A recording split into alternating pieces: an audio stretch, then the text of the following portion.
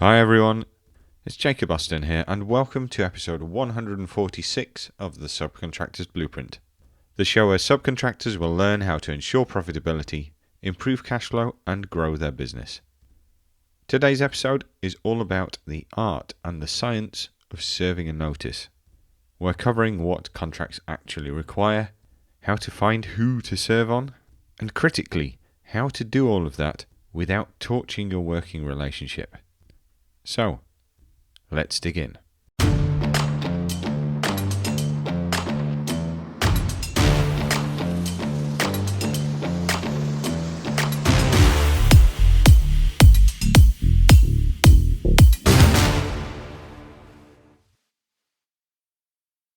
The word notice can be associated with complaining emails, mentioning problems to the site manager over the phone, raising issues at a progress meeting. But none of these are an actual notice. It might be a sensible way to talk around an issue, but it's not going to get the contractual ball rolling to get you an extension of time and additional cost. If you fail to serve a notice when the contract needs one and serve it correctly to the right person in the right form within the right time, you can lose your entitlement entirely, not partially, altogether. That means no adjustment to your price and no extension to your program. That is the consequence of getting the contractual facts wrong and muddying the science of submitting a notice. But there's another side to the coin, and this is where a lot of commercial advice stops. You can serve the notice perfectly and hit every contractual requirement and still make a big commercial mistake. If you fire it across without any warning, if the language is aggressive, if you copy in extra levels of management who didn't need to be involved, you're going to trigger the contractor's defensive response. What could have been a sensible commercial conversation becomes a dispute, and disputes are expensive whether you win or not. So this episode is here to cover both the science, what the contract says, how to find the right submission details for the job that you're on, and the art, how to serve that notice in a way that protects your position without immediately poisoning the well. So let's look at the different contracts and what they require you to do. Starting with NEC, because NEC has the more aggressive notice regime, and I mean that mechanically. The clock is always running on an NEC project, and if you misfire your timing, you can lose your entitlement altogether. The foundation of how NEC handles all its communications is Clause 13. Every communication must be in a form that can be read, copied, and recorded. Electronic communications are perfectly valid if the contract specifies them, but you need to check your contract data before you make that assumption. NEC doesn't allow you to pick up the phone and decide that counts as warning your site team. Notices have to be formal, recorded, and critically, it has to go to the person named in the contract data. On an NEC 4 contract, the contract data schedule comes in two parts. Part 1 identifies the main contractor's representatives and who you're submitting a notice to. Part 2 is about you, and that's where you confirm who you want your notices to be received by. Critically, you want to make a note of who you should be submitting notices to. On an NEC job, you're going to be doing this a lot, and they have to be served to the right person. Otherwise, they're not valid. The big two notices on NEC are early warnings and compensation events.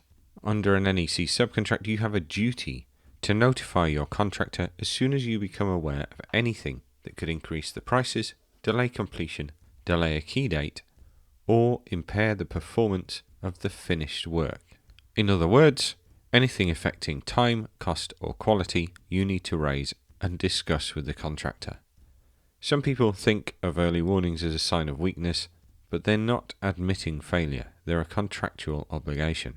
If you don't give them, the contractor can actually reduce a compensation event if you failed to give an early warning when you should have. This is the contract forcing you to engage with the contractor and collaboratively deal with risks. And early warning notices are how you participate in that process. Compensation events differ from early warnings because they're about events that have actually happened or are guaranteed to happen. They're one of the trickiest parts of any subcontract, full stop.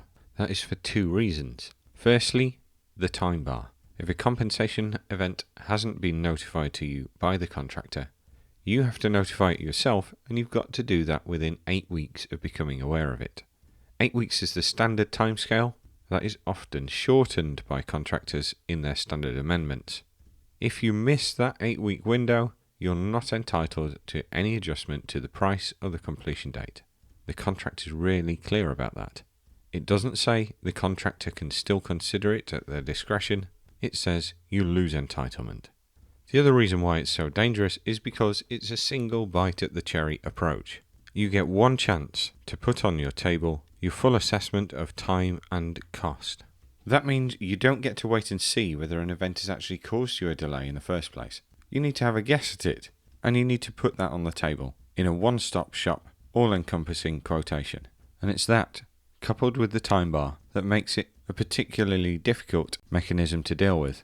Another important thing about NEC notices and communications is that the contract says that all notices have got to be served separately from each other. So you can't, at a project meeting, say you've delivered a compensation event. Equally, the contractor can't say they've issued an instruction.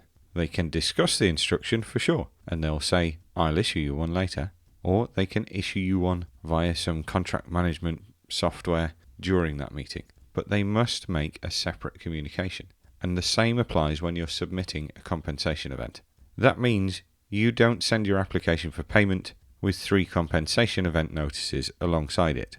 Each time there is a compensation event, you send that as a separate email to the specified person so that there's a clear record of it. And that's what the NEC is trying to do. It's saying things that are changing the price, things that are changing the scope of the project, they're too important to get muddied up and lost in the middle of some 15-page long meeting minutes. They're too important to just tack onto an email about 4 other things in case it gets missed or forgotten about. And that's important to you because if you don't follow that part of the process, your compensation event notice, and the same applies to an early warning, is going to be invalid. Now, the final thing to say about compensation events is that you must identify which compensation event you're triggering. Now, I'm not going to list them out here, but I have covered that detail before, so I'll include a link to that episode in the show notes if you want to listen. But that is the recipe for submitting a compensation event. Do it in the right timescale, identify the event, send it to the right person, send it separately. For the JCT notice process, there's less mechanics to it. There's no hard 8-week time bar with yes-no outcome consequences. But that doesn't make a notice optional. The notice requirements under JCT subcontracts are still preconditions to entitlement. That means if you miss them, the contractor can legitimately argue that you failed to engage with the contractual process, you failed to tell them about issues, and so you don't have any entitlement to time or cost because of that. And so what you need to do to gain that entitlement, to gain the right to claim time and cost, is to submit a notice. And what the contract says is whenever it becomes reasonably apparent that either completion is going to be delayed or that your regular progress is being affected. The key phrase within that is reasonably apparent. That doesn't mean when you're certain, when it's a cast iron event that you've done a program analysis on. Waiting for certainty is too late. It means when a reasonable person in your position would think that the completion date is at risk or is going to be delayed. That obligation comes sooner than you might think, and it's akin almost to an early warning, probably somewhere in between an early warning and a compensation event. And the whole point of it being early is to try and give your contractor some opportunity to do something about it before it properly bites them. Now, clearly not all things the contractor is going to be able to do something about. You're not going to notify them in advance about some bad weather and them change the forecast. But if they've changed their sequencing and not thought it's going to impact anybody, if they've changed the access strategy and you're dependent on getting materials in a certain way, if it looks like they're going to hand over a key elevation to you late, or a section of works or whatever, it's when it becomes clear that that's going to cause you an issue that you should be notifying about it. When you're serving a notice, it's either going to be for an extension of time or for an extension of time and loss and expense. Now, you can get loss and expense without time, but that's a rare situation, so we'll gloss over that one for today. As there are some conditions to it that just don't happen very often. But your notice should be identifying what event is going to cause you some delay or disruption. These fall into two camps in the JCT. These are either events that are nobody's fault, such as the weather, that are dealt with just on the basis of time only, and issues that you're typically entitled to cost for tend to come out of either the contractor or the client's actions. This might be changed information, access issues, instructions that change your sequence. So you need to identify what that issue is and let the contractor know about it. The written notice is how you open the claim. Without it, there's nothing to value.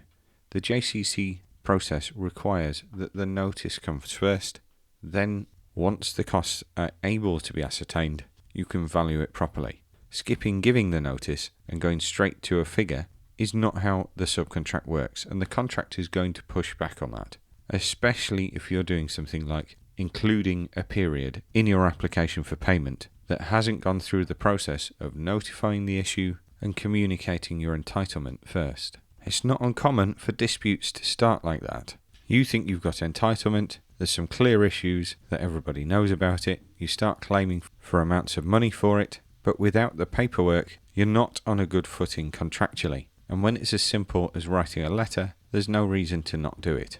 To make that notice valid, it's important that you also serve it in the way that the contract tells you to.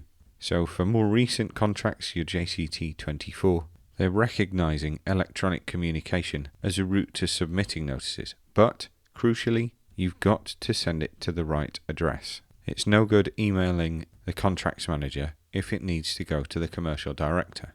If the contract says a written notice, then the safest thing you can do is once you've written and signed your letter, scan a copy in and email it over saying that you're posting it later today. Critically then, you have to post it. And the best way to go about that is a recorded delivery. You want to be able to evidence that you've issued that notice and that the contractor has received it. The details for this are found in the contract particulars. Now, this is going to differ on every job, and what you're looking for will likely differ as well. Some contractors write out their particulars in a table, and some others may refer you to things like the pre-start meeting and specify all of the information that would have been in the particulars somewhere within that meeting minutes. These are going to differ from contractor to contractor and from job to job. So there's no way around. You need to pick up your subcontract and look for that information. If you don't do that, you'll lose your entitlement on a technicality, which, if you've gone to the effort of writing a notice already, is the worst way to lose out.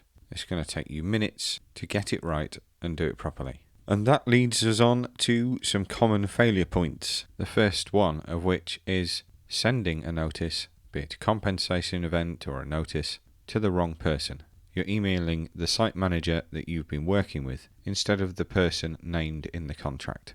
Familiarity with a particular face on site isn't a substitute for following the contract, and all you're doing by sending your notice to the wrong person, you're making a site manager aware of an issue, but not the person who's going to settle the claim, and you're invalidating your notice contractually. The second thing is treating conversations as if they were notices themselves, thinking I told the site manager when I was on site last Tuesday, or I brought that up at the progress meeting. Those aren't notices. They're good context, but it's not a contractual notice. By all means, have those conversations, and we'll get to that in a little bit, because they are important, but you have to record your position in writing. An email or a letter that refers to the conversation that you've already had, that is absolutely the right way to go about it. The third regular failing is waiting until the issue is sorted before you notify it. A lot of money can get lost this way, particularly if we're on an NEC contract and you've got an 8-week time bar. Bear in mind, the contractor might have shortened that to 6 weeks in your case. I don't know. But that detail you do need to know for your specific contract, and then you need to comply with it. It's not a case of, oh, we know we've got this issue. The site manager knows we've got this issue. Once we've resolved it, then we'll put the claim in for it. For sure, once you've resolved it, you've got the cost information to settle up. But particularly if it's a long, ongoing event, you'll have completely missed your window for submitting a notice or a claim. The safest way that you can deal with that is to send that notice in as soon as you possibly can. The next important thing is about delivery. So let's say you're an electrical subcontractor and you're working on some commercial office fit out. And 6 weeks into the program, the structural engineer has revised some drawings, and to work around some existing structural issues, he's changing the penetration philosophy through the reinforced concrete floor. Now your containment routes have to completely change. You've done some abortive work, and you're also going to have additional runs and additional materials. It's a change. It's not ambiguous, but the site manager tells you, don't worry, we'll get it covered, we'll sort it. And because the drawing issued to you is acting as an instruction, you're cracking on with it. Everybody's been straight with you throughout, so you start adapting the works. Keep the job moving. Your QS starts looking at the costs almost straight away. And as he's doing that, he starts thinking, actually, if this is going to be abortive works, we're going to lose program time. So he quickly checks the contract, works out who to issue a notice to, and prepares a short, factual notice. This is the event. We became aware when this drawing was issued, and it has the potential to delay the completion of the job. The notice doesn't have to be long. It needs to be clear, correct, and served in the right fashion. That's the science of submitting your notice. But critically, before it goes out the door, you pick up the phone to the site manager and address the art of submitting the notice. Dave, I need to talk to you about this floor penetration change from last week. I've got a contractual obligation to notify you because we think it's going to delay the job. So rather than run out of time, I'm going to send you a written notice this afternoon. Now really, I've got to send you that because you know we've got pretty big liquidated damages on the job. And if I don't send you this in writing, I'm not doing what I need to do to get an extension of time. And I need to do that because I can't risk having LDs at my door. Once I've sent it, we'll have to have another chat later about how much it's worth. And we probably won't know that until we've finished the strip out and reinstall. But I just wanted to make you aware of what we're doing so it doesn't get you in trouble or come as a surprise. I've got to cover my own back. And the chat carries on. The call takes 3 minutes all in all. When the notice now lands, Dave knows what's coming, he's not surprised, he's not defensive, and the commercial conversation is open. That scenario captures the core of the art of the human factors around submitting a notice and doing it so you don't destroy your relationship. The pre-notice phone call is the single most underused asset in managing your subcontract. Before you serve any formal notice, pick up the phone to the person it's going to, brief them on it, tell them it's coming, tell them why you're doing it. Use language like, the contract tells me I need to do this, because it's true, and it removes the personal element. You're not blaming them, you're not attacking them, you're complying with what the contract needs you to do. The notice isn't an act of aggression, so frame it that way from the start. And particularly if you're able to serve a notice at a time when something can be done about it, and write that language into your notice, it really makes a difference, and it really changes the tone of what you're writing.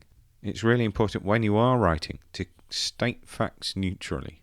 What happened, when, and why it falls under this contractual category. Keep the language factual and direct. Avoid using phrases even if they might be true, like, you have failed to do X.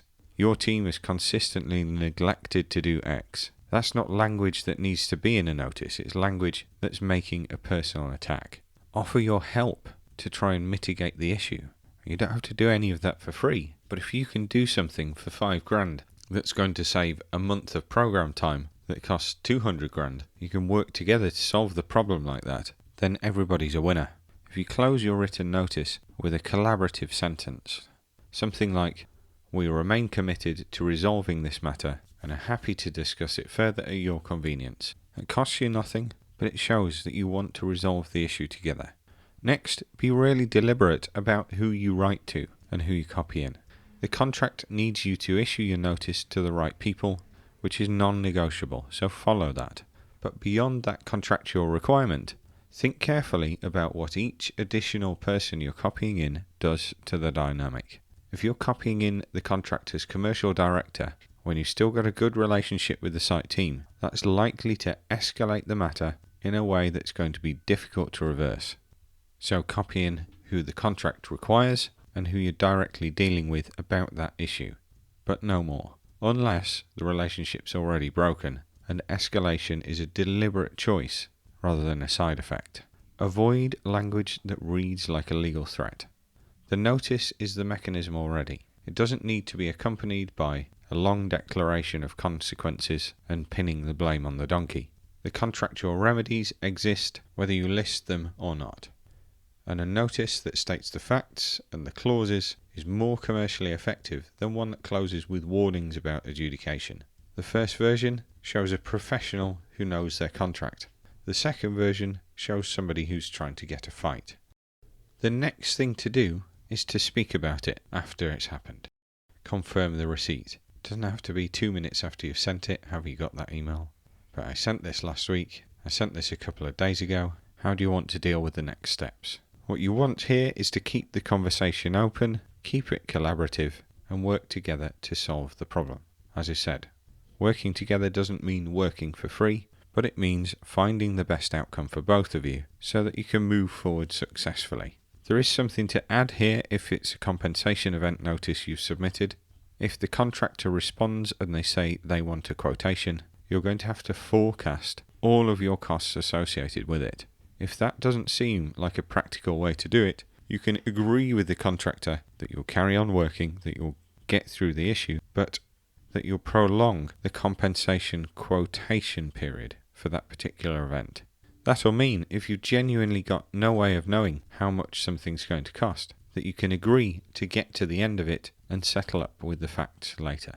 If the contractor's sensible, what they'll do is appreciate what you're saying to them and agree to a later quotation date. Because the alternative to that is building in a load of risk for the things you don't know about, for the duration of an activity that you're struggling to put a handle on.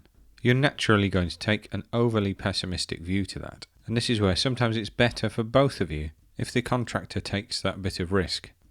The final thought on submitting notices is never write a notice in anger. If an event has made you absolutely furious, and sometimes it will, then draft the notice, put it down, revisit it in the morning. Edit it and pare back anything that a reader could interpret as aggressive, accusatory, or emotionally driven. Take it out. Let the facts do the work. Your feelings shouldn't appear in the written document. I know I said that was the last thought, but this is the last thought. Anything that you sign, you should keep a copy of. So if you've written a notice, you've signed it, it's going to go in the post. Before it gets there, you take a scan of it or you take a photocopy. You need that record. Personally, I like to email a copy of everything that I send. It creates the online record, and you write in the email as you're sending it that you're also sending it in the post to the contractor's nominated address. That takes away the doubt that it's been served properly, and it also creates an easy online record that you can use as a point to chase up from. Okay, I hope that helps you successfully deliver notices as a subcontractor. What we've covered today has been the science, the facts around what you've got to do to successfully trigger the contract as you issue a notice, but also some of the tactics that you can deploy to deliver that notice whilst maintaining your working relationship. My mission with the podcast is to help the million SME contractors working out there in our industry. If you've taken some value away from today's episode, then I really need your help to share the show and pass that value on to somebody else who'd benefit from hearing it, so that I can help as many people as possible. And thanks for tuning in. If you like what you've heard and you want to learn more, then please do find us at www.subcontractorsblueprint.uk.